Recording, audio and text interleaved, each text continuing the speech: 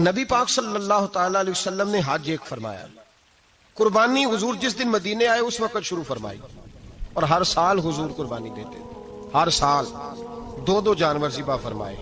یا رسول اللہ صلی اللہ تعالی علیہ وسلم دو کا کیا مقصد فرمایا؟ ایک میری طرف سے، ایک میری غریب امت کی طرف سے۔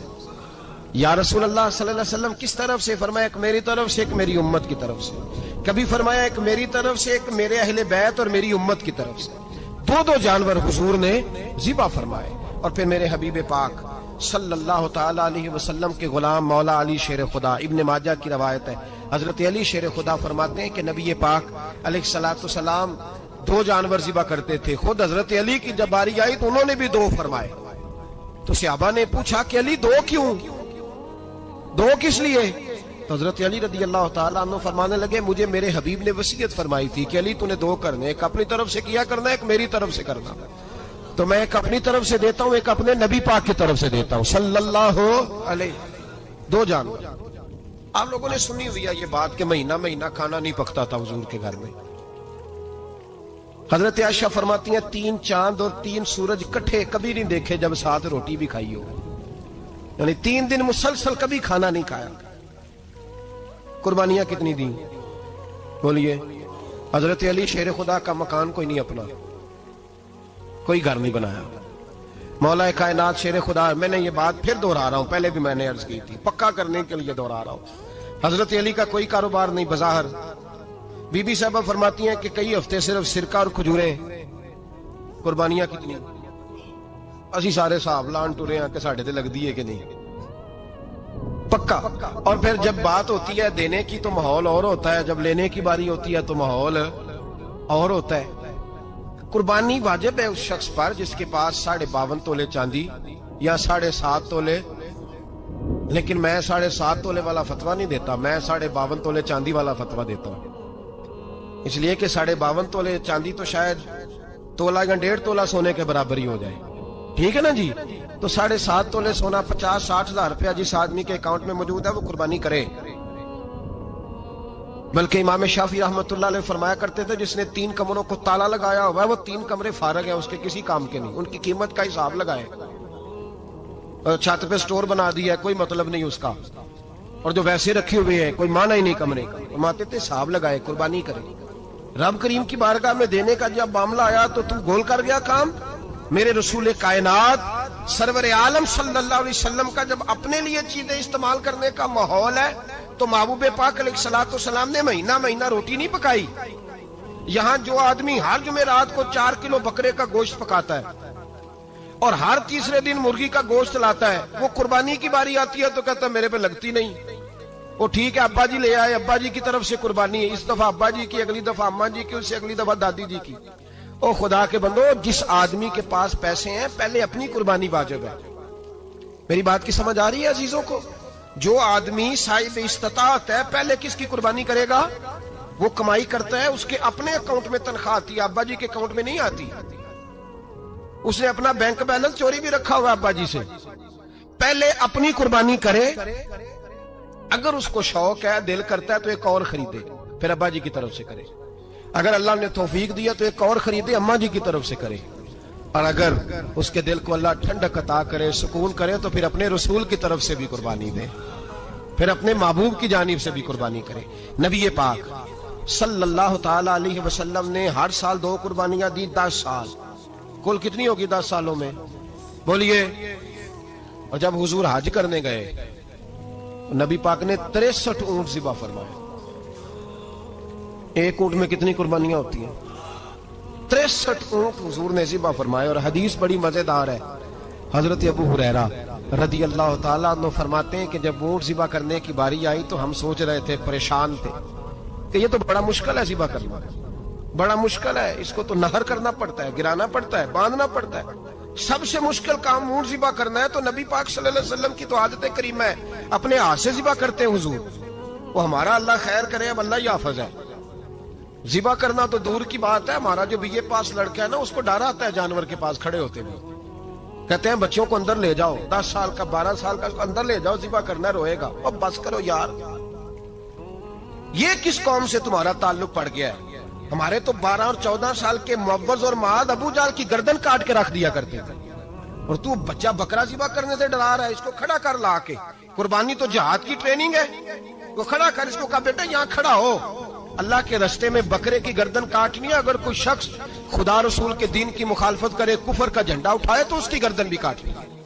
یہ ٹریننگ ہے بچوں کے لیے۔ یہاں عجیب ماحول ہے، ڈر لگ رہا ہے، پیچھے ہٹ جاؤ۔ اور جس صاحب کی قربانی ہے وہ بھی کوئی 1.5 کلومیٹر کے فاصلے پہ کھڑے ہیں، دور کھڑے ہو کے دیکھ رہے ہیں۔ نفیس ہی بڑے ہیں جناب، لطیف ہی بڑے ہیں، کپڑوں کو کوئی قطرہ خون کا لگ گیا تو بڑی مصیبت بن جائے گی۔ اور امیر آدمی اس کا تو گھر کسائی نے خود فون کیا ہے کہ صاحب سب سے پہلے میں آپ کے گھر آؤں گا، اس کو پتہ ہے کہ منہ مانگی قیمت ملے گی۔ مہربانی فرمائیں، قربانی میرے رسول پاک صلی اللہ علیہ وسلم سے زیادہ نفاست والی طبیعت کسی کی نہیں۔ صحابہ کہتے ہیں اتنا حسین محبوب کا انداز تھا کہ کبھی کپڑوں پہ مکھی بھی نہیں بیٹھی تھی، اور حضور سے ہم سلام لیتے تھے، دست مبارک چومتے تھے تو ہمارے ہاتھوں سے کستوری کی خوشبو آنے لگتی تھی۔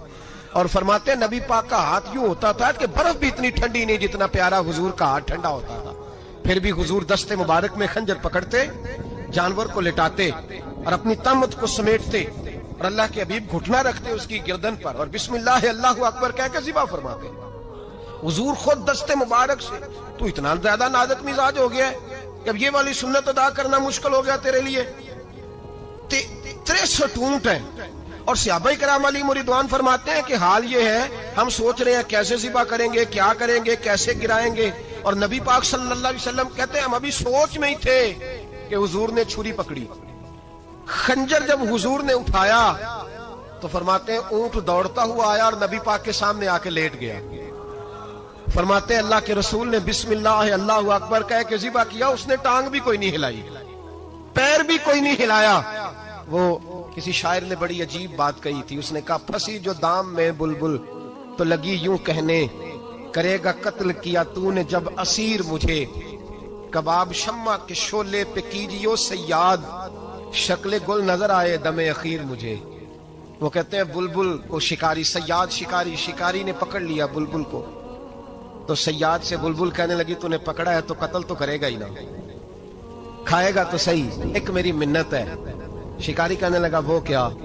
تو بلبل کہنے لگی جب تو مجھے ذبح کرے نا اور پکائے تو مجھے پھول سے بڑی محبت ہے، اس طرح کرنا، کوئلے اتنے زیادہ دہکانا، اس قدر زیادہ آگ جلانا کہ ان کی شکل گلاب کے پھول کی طرح سرخ ہو جائے، تو جب تو مجھے ان پر جلائے گا تو مجھے تکلیف نہیں ہوگی، اس لیے کہ محبوب کا چہرہ جو سامنے آ جائے گا مجھے تکلیف نہیں ہوگی۔ پھنسی جو دام میں بلبل تو لگی یوں کہنے، کرے گا قتل کیا تو نے جب اسیر مجھے، کباب شمع کے شولے پہ کیجیو سیاد، او شکل گل نظر آئے دم اخیر مجھے۔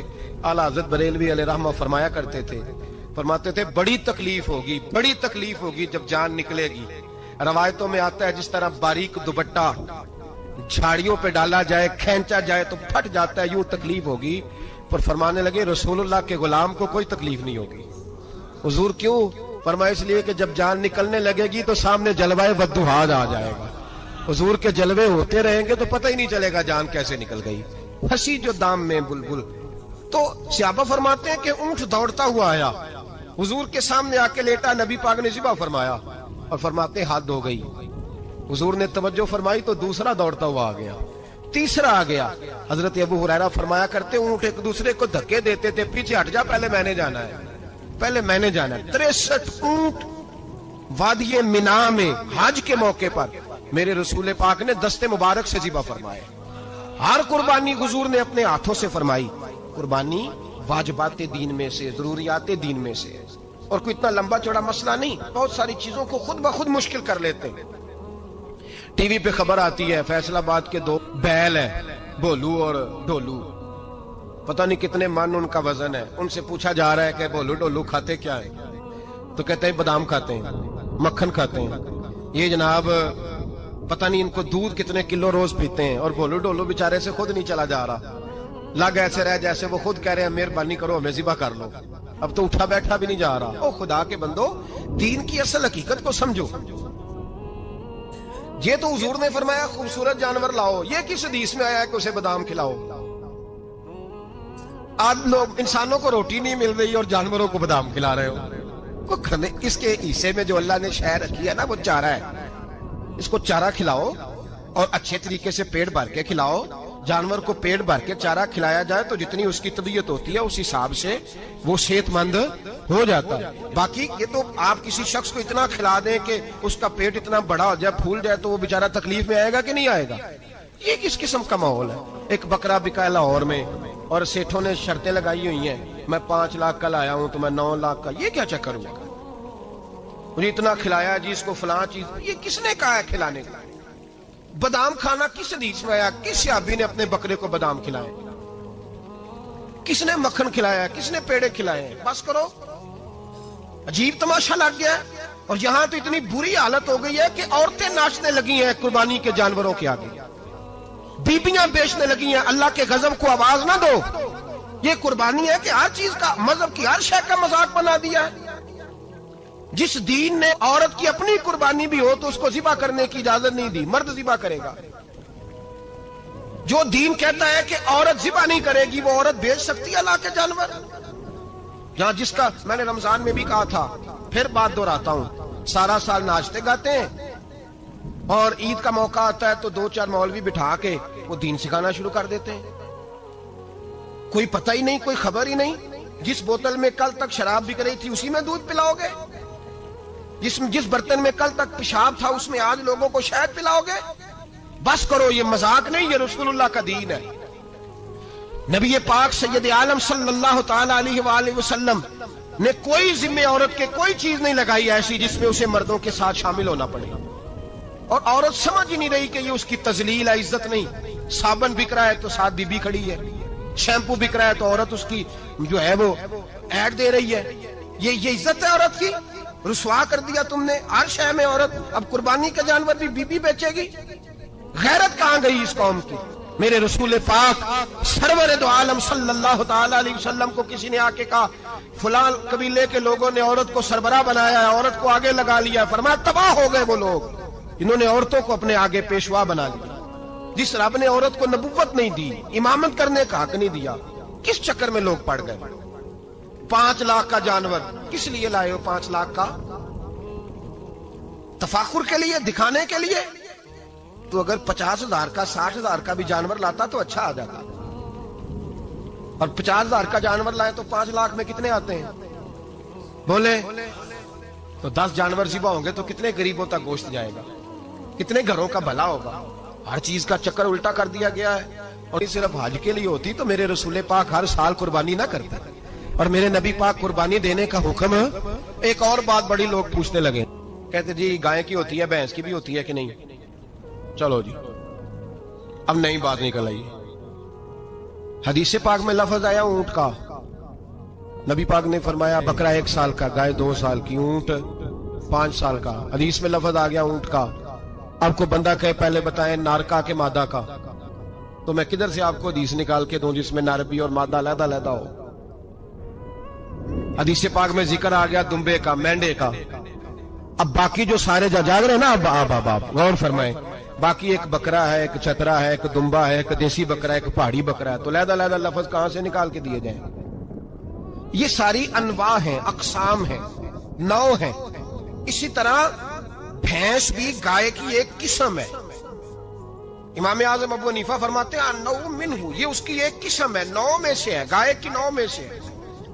आप आम लफ्ज बोलते हैं तो कहते हैं बकरा चतरा गाय भैंस, आम लफ्ज है ना। तो जब गाय कह दिया तो आपको बंदा कहे गाय आया तो पहले बताएं गाय तो है, तो इसमें बैल शामिल है कि नहीं? तो गाय की जितनी किस्में है ना, हमारे मुहद्दिसीन भैंस को गाय में शामिल करते हैं। भैंस गाय की एक किस्म है। तो नबी पाक सल्लल्लाहु अलैहि वसल्लम ने जब गाय का लफ्ज इस्तेमाल किया तो भैंस उसके अंदर आ गई। तो अगर गाय की कुर्बानी जायज है तो भैंस की कुर्बानी भी जायज है। अगर बैल की कुर्बानी जायज है तो कट्टे की कुर्बानी भी 100% जायज है। उसके अंदर 7 हिस्से डाले जाएंगे, उसे कुर्बान किया जाएगा, ये जायज है। अगर आप सही लफ्ज निकाल के दिखाने को कहेंगे तो फिर तो बड़ी चीजों में लोग बोले